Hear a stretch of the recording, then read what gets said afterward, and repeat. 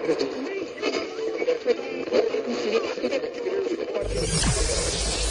ready for unique, rare, and little-known treasures from the golden age of radio. You're listening to The Amazing World of Radio with Adam Graham. Welcome to The Amazing World of Radio. From Boise, Idaho, this is your host, Adam Graham. If you have a comment, email it to me, box13@greatdetectives.net. Well, as always, this program has been brought to you by our Patreon supporters who chose this as our summer series. And, of course, we're going to be bringing you another episode of Top Secret. The original air date on this week's program is October the 12th, 1950, and the title is The Document. This story is Top Secret.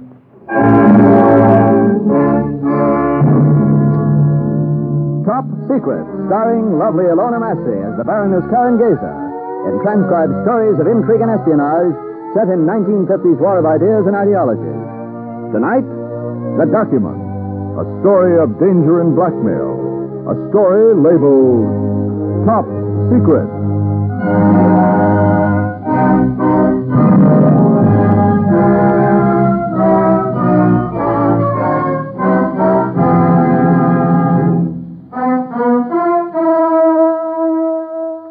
Assignment 15 began with the theft of a document of immense importance.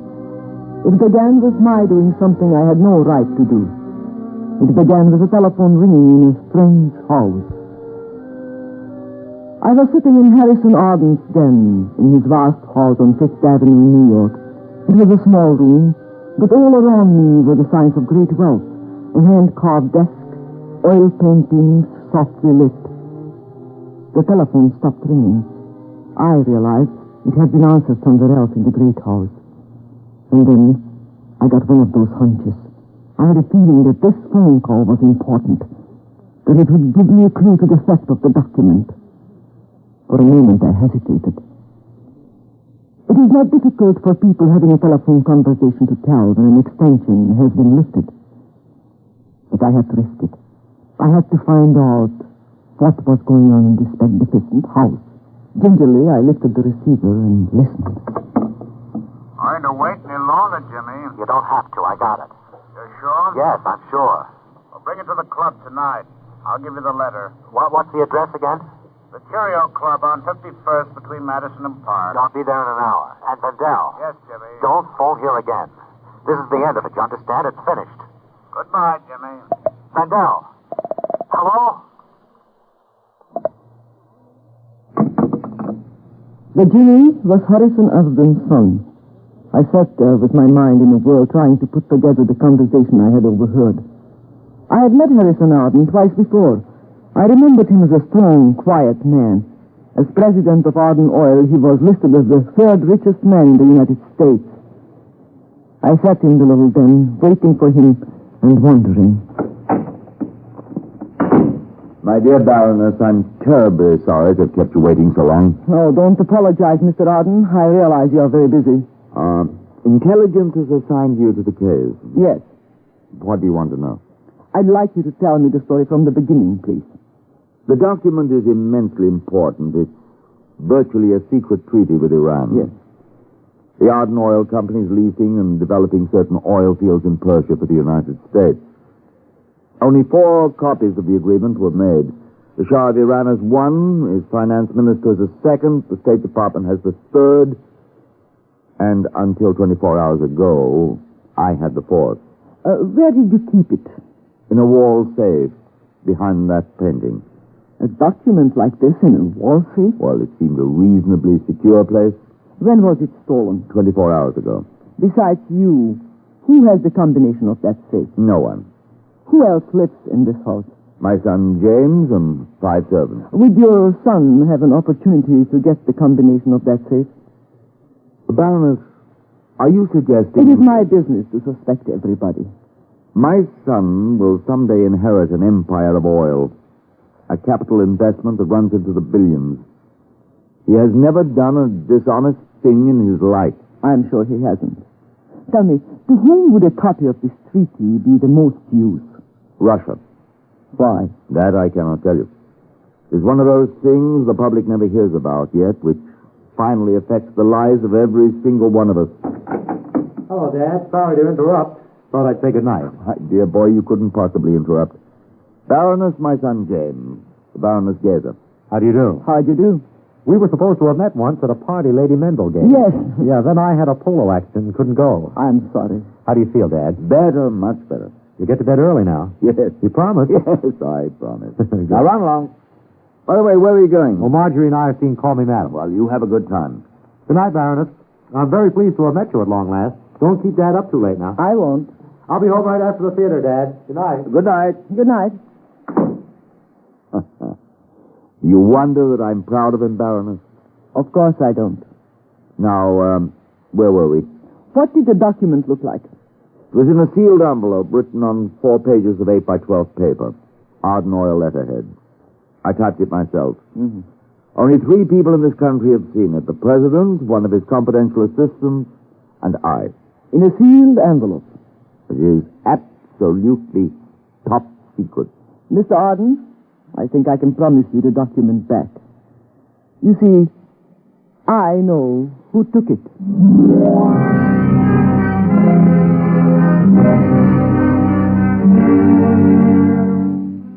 Why had James Arden lied to his father about where he was spending the evening? I had heard him arrange to meet a man at the Cheerio Club on 51st Street. Why did he say he was going to the theater? People lie about little things only when little things are important. I left the Arden house on 5th Avenue and took a cab to the Cheerio Club. I pretended not to notice James Arden until after I had sat down beside him at the bar. Baroness, are you following me? Why, hello. I didn't notice you. Didn't you? No. How extraordinary to meet you like this. Yes, isn't it? May I have a drink, please? Certainly. Scotch and water. The bartender, scotch and water here, please. Yes, Mr. Arden. Are you working for Dad? No, but he's advising me on some investments. Oh, he ought to know. I think so. You're sure it's investment? Positive. Here's the Scotch and water, Mr. Arden. Oh, no, it's for me. Thank you. Oh, and bartender, will you change this, please? 5.10 will be fine. Change for 50. Yes, sir. I understand you've had quite a career. Really? Yes, I've heard a lot about you. From whom? People. What do they say? You have a reputation for being a very wild young man. Don't pay any attention to gossip, Baroness. I don't, only facts. You were involved in the Bolton case, weren't you? Look here, what are you up to? Shirley Bolton, a singer, was murdered. I believe she sang here, didn't she? One of New York's unsolved crimes. Here's your change, Mr. Arden. 10, 20, 30, 40, 50. Yeah, thanks. You're welcome, Mr. Arden. Baroness, you seem like a pleasant, reasonable sort of person. Let me give you a little advice. Certainly. Mind your business. Mind it a lot. Is that a threat? Why not at all? Just advice, good advice. And now will you excuse me a moment? It was pleasant seeing you. I'm not in a hurry, Mr. Arden. Come in. Hello, Jimmy. I've been expecting you. I'll bet you have. Did you get it? Yes. Still sealed? Yes. Your father know? I think he does. Give it to me. Give me the letter first. Don't you trust me? Don't try anything funny, Vandell. A bargain's a bargain. Give it to me now. All right. Here. Interesting reading, isn't it? Just remember there are limits. This is finished, you understand? If you try it again, I'll kill you. Oh, don't be dramatic, Jimmy. You won't kill anybody. You haven't the nerve. Now, give me the document. Thanks. Now, there's no need for any further communication between us again, ever. Just one more thing. Yes? You said your father knew the document was gone. I said I thought he knew. What will he do? I don't know. I think there's a woman at the bar who's either in the FBI or in intelligence or a private detective. With you? I bought her a drink. Take her home. Listen, Vandell, I'm through taking orders from you. I've got the letter back. You've got what you wanted. The Bolton case is now permanently closed. Now shut up and lay off and stay away from me. I was afraid you've deserted me. Were you? A bartender, check, please. Yes, Mr. Arden. I'm going to the theater. It's been pleasant chatting with you. Thank you. May I call you sometime? Certainly. Your check, Mr. Arden. Oh, thanks. Here you are. Thank you, Mr. Arden. As it happens, I am going to the theater, too. Would you mind dropping me off?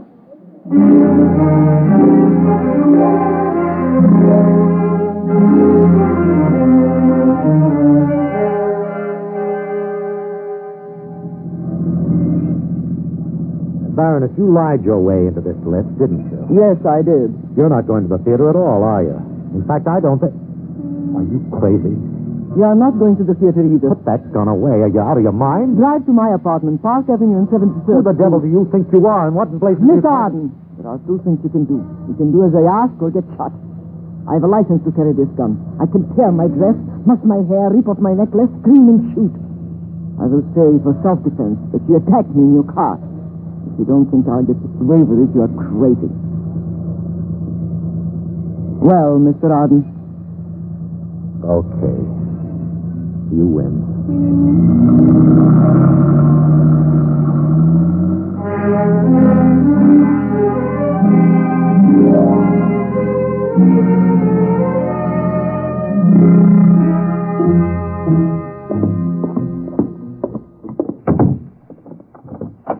All right, Baroness, you've got me up here at the point of a gun. What do we do next?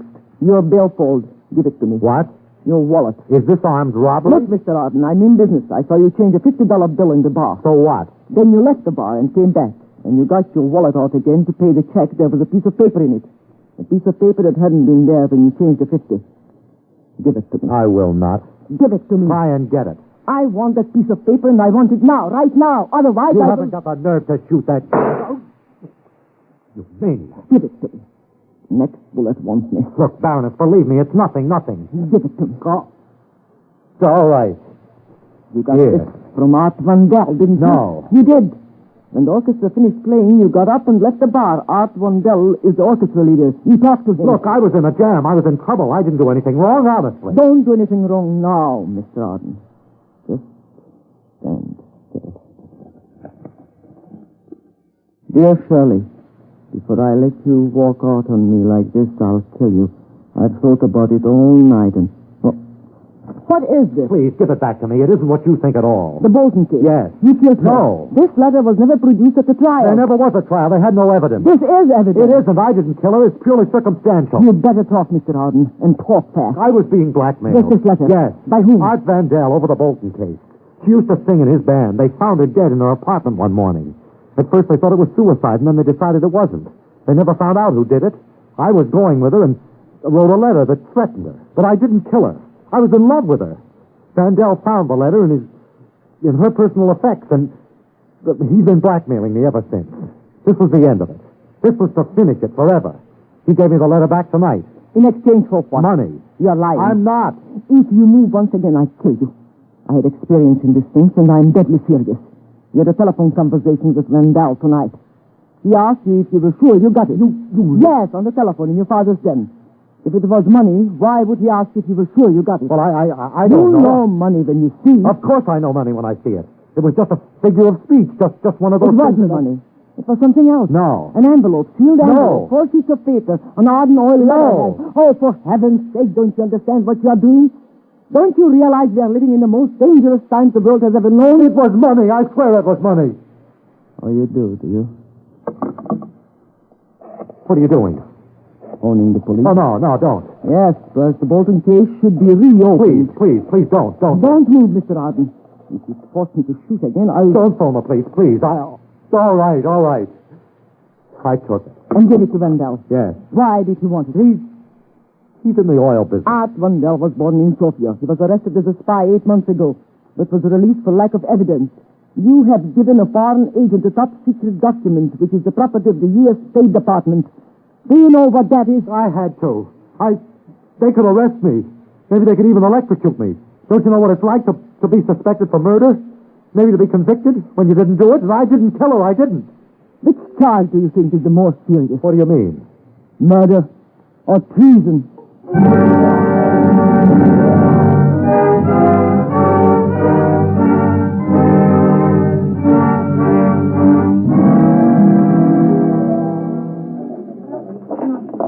Is there something you want, madam? Yes. Will you tell Mr. Vandell that Baroness Kerin would like to speak to him? I'm sorry, but Mr. Vandell has left for the evening. Left? You mean he's not here? He was suddenly taken ill. He went home. Well, what is his home address? I'm sorry I'm not allowed to give out that information. I assure you, Mr. Vandell will be glad to see me. Very glad. I'm sorry, but... would $20 help? Well, Besides, Mr. Vandell will be delighted to see me. 918 East 64th Street.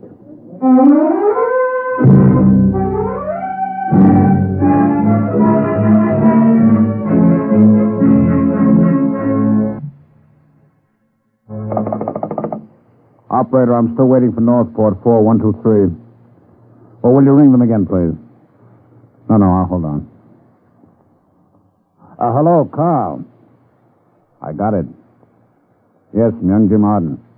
I'll bring it out to Northport right now. When's the next train? Where'll I write it down? Northport, 1214. That's, Penn Station, isn't it? Right.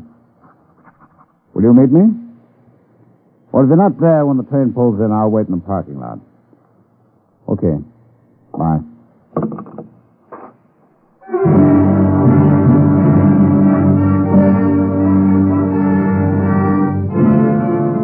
I took a cab to Vandell's apartment on 64th Street. It was a good address, but not lavish. He lived on the third floor. The hall was heavily carpeted and empty. With one hand on the gun in my pocket, I rang the doorbell. The seconds dragged by. This whole operation was wrong. I was using blitz methods when quietness was needed. But the situation was desperate. I became even more desperate when I realized Vandell was not at home. Every spy taught such things as lockpicking, and I had in my bag a small kit that, properly used, would open almost any door. The hall was well lighted, so I had to work fast. It was still early in the evening. Any one of those doors in the hall might open at any minute. Vandell's lock was stubborn. After what seemed an eternity, I felt the lock slip down and the door opened. There was a light switch just inside. And now I began what I had been taught to do so well, search. The obvious place was the desk in the living room. I went through the papers. There were a lot of them. Bills, circulars, letters. I knew Vandell was a spy, so anything that looked important I stuffed into my bag. And then I saw it. It was an ordinary telephone pad, thick and chunky. It was directly underneath a lamp, and I could just make out the imprint of some writing. The paper was thin, and on the sheet above, someone had written, Northport 1214, Penn Station. I looked up the Long Island Railroad in the telephone book. Long Island Railroad information, train and tickets, Penn Station.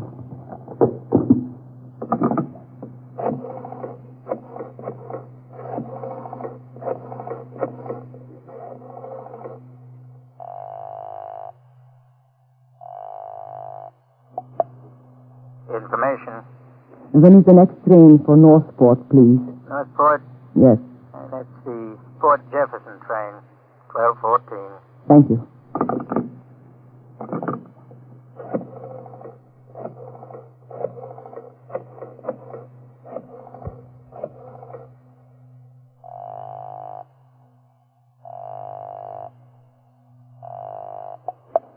Anderson? Jerry, it's Kerin. Yes, Karen. I'm working on the Arden case. Can you meet me in Penn Station at 5 after 12? Where are we going? They are catching the train to Northport at 12:14. Right. Meet me at the usual place. And Jerry, Yes? bring a gun. You may need it.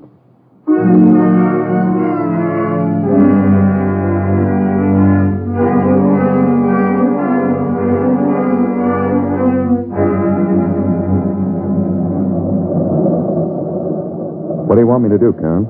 There is a man on this train named Vandell, Art Vandell. Do you know him? Is the one we picked up last January? Yes. Yes, I know him. Testified at his trial. We knew he was a spy, but didn't have enough on him to put him away. We will this time. Has he got the Arden Oil agreement? Yes. Look, why don't I have the conductor phone ahead to Northport? Have the police pick up Vandell when he gets off the train? No, that's no good. Why not? The terms of the treaty with Iran are absolutely top secret. If he has read the treaty, he has to die. Now, tonight. Why? Because he'll talk. If the terms of the treaty are made public, Iran will break things off. Maybe Vandal has talked already. I doubt it. I don't think he's had a chance to talk to anyone. Besides, I think he's a long way from being the boss. He's working for somebody bigger, much bigger. You're sure he's on the train? No. That's what we've got to find out. I tell you what, you work towards the engine and I'll work towards the back. Right. And what do I do if I see him? Nothing. If you see him come back to this seat, I'll do the same. I'll get started. If you see him, don't speak to him. Just meet me back at this seat in 10 minutes. Right. Excuse me. Tickets, please. Your tickets, sir. Oh, yes. Sure, conductor. Tickets. All tickets, please.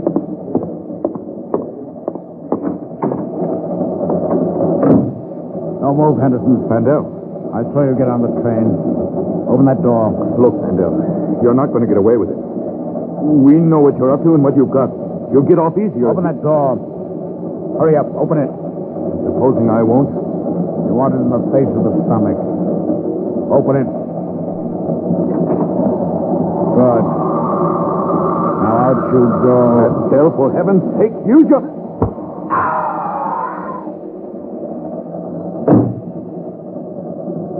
That takes care of Mr. Henderson.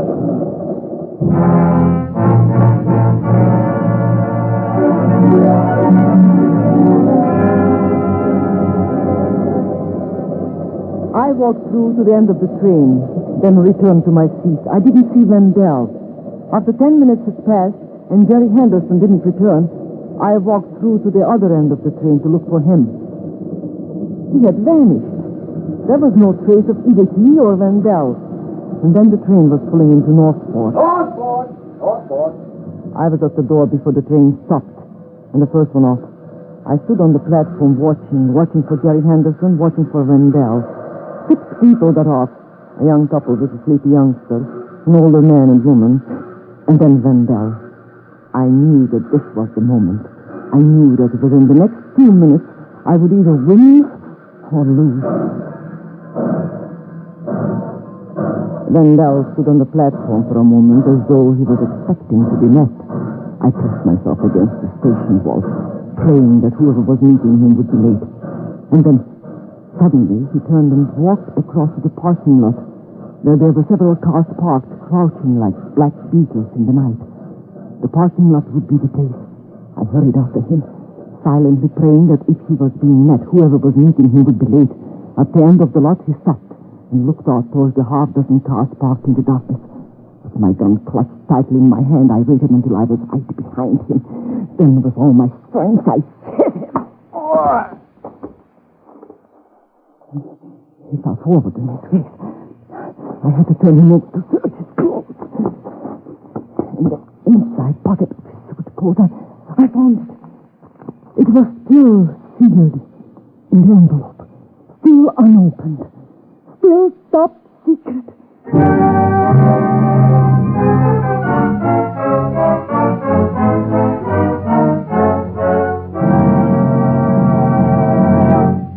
Vandal, I can't. There isn't another copy of it. Your father can get one. No, he can't. I tell Listen you. to me.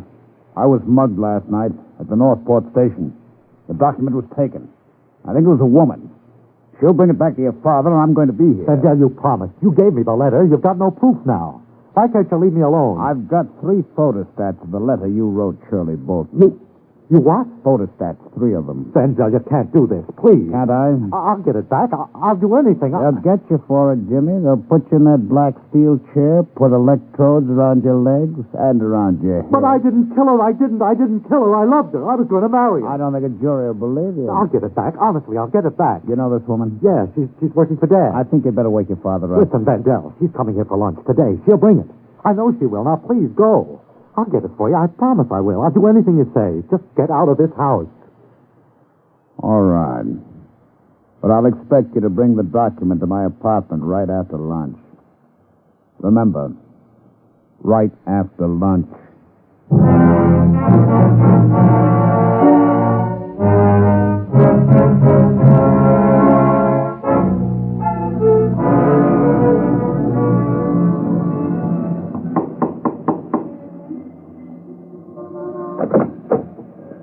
father in.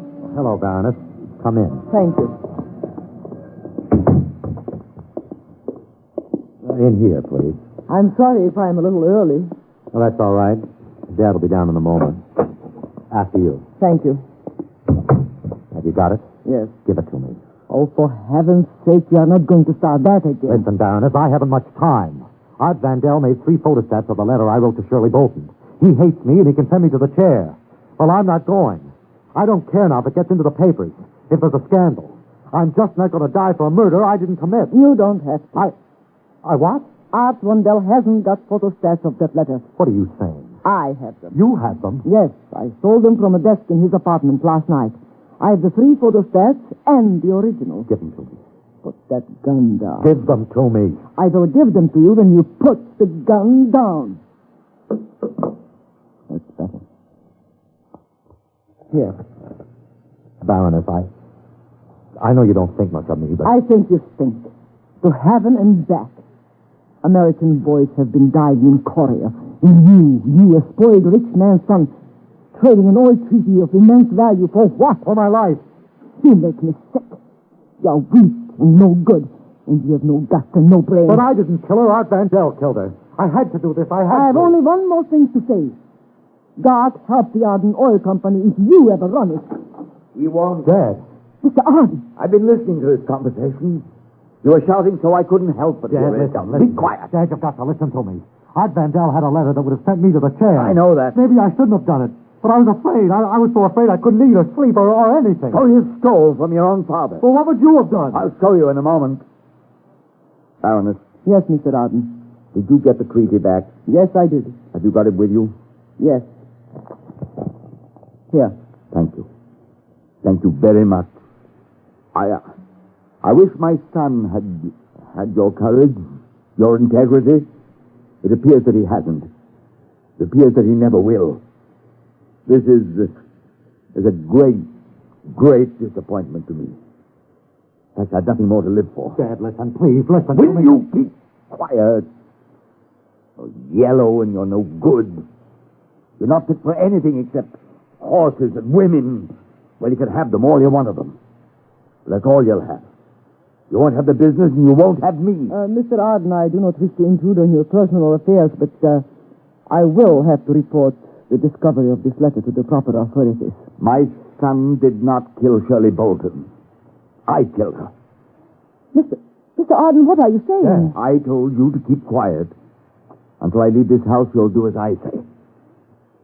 Yes, Baroness. It's extremely easy. She was vulgar and cheap and no good. I believed she would ruin my son's life. I planned it very carefully and went to her apartment one night and tried to buy her off. She threw me out and I shot her. Mr. Arden, I don't know what to say. You don't have to say anything. You prevented an international disaster, and you've saved an empire of oil from a bum. Dad, what are you going to do? You wouldn't understand what I'm going to do. Nothing worse could happen to me than has happened to me this morning. I've learned that my son is...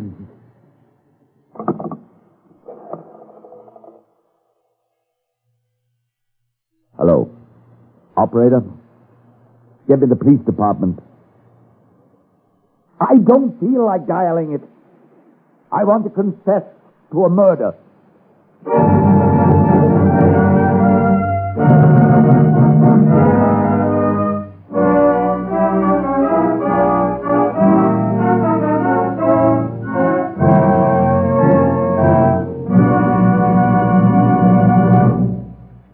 You have just heard Top Secret, starring Ilona Massey, written, directed, and produced by Harry W. Junkin. Here is Miss Massey to tell you about next week's Top Secret. Next week, a story of the strange fascination of the Orient, woven into a horrible pattern of intrigue and terror. A story of the teeming mystery of Shanghai, the most fabulous city on earth. A story that is Top Secret.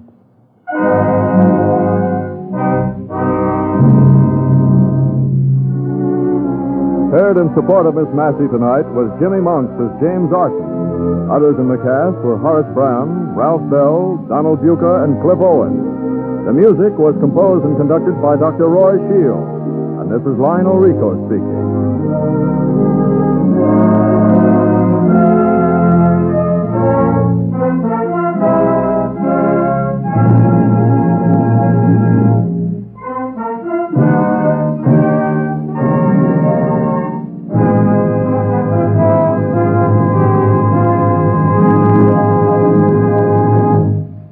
Top secret stories are fictional, and any similarity to persons living or dead is coincidental.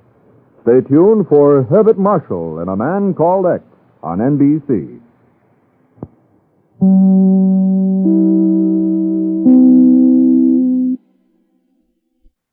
Welcome back. I almost felt sorry for that rich kid trying to pull the wool over Kerin's eyes and trying just to, push her and mess around with her and refuse to cooperate. And I'm thinking, you better not try this. At this point, she's probably been doing the whole espionage thing for a decade or a little bit more. And she has taken on people tougher than you. And she really did show that. I did kind of think at one point it was almost a little too much.